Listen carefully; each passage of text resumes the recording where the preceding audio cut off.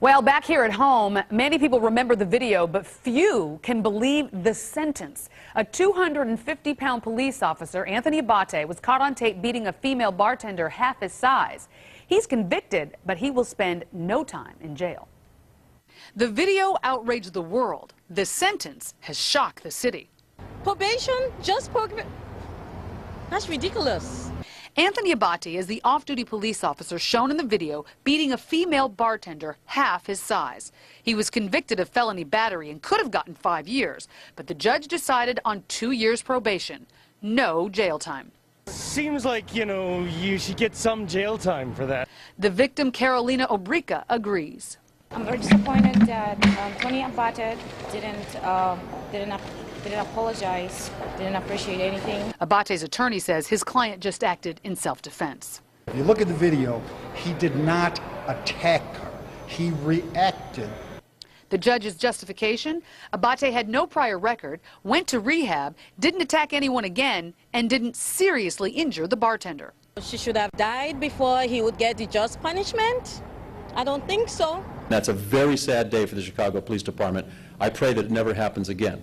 To be sure it doesn't happen again, one organization is going after the judge. We intend to make sure that Judge John Fleming is never elected to the circuit court or any other position in the state of Illinois ever again.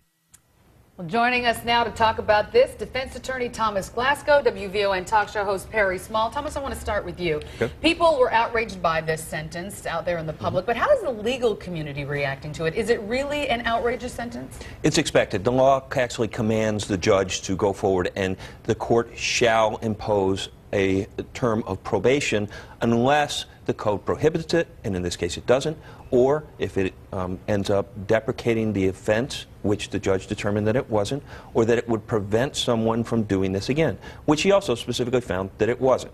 There's a third element which doesn't apply here, but the judge was commanded by the statute to give probation in this matter.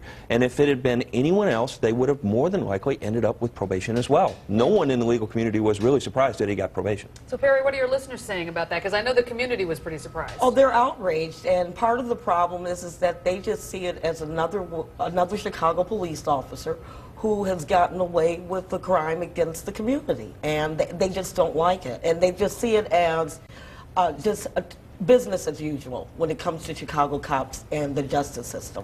All right. Now, I have to say, Thomas, I did read in the paper this week, one legal expert from the University of Chicago says something the judge could have considered the breach of public faith and public trust. Isn't that a legitimate thing that the judge could have taken a look at and considered as well? It is, but I think Judge Fleming took that into account when you have to understand this man's been convicted of a felony. He will never work in his chosen profession again. He can't testify in any cases. His credibility is completely shot. He's done. And at some level, the court understands that has to be punishment enough for here. There wasn't great bodily harm. She's not permanently disfigured. She was attacked. Is it outrageous? Yes, it is. Does it warrant probation? Yes, it does. Okay, so Perry, there is the National Organization for Women that is now saying they're going to go after the judge.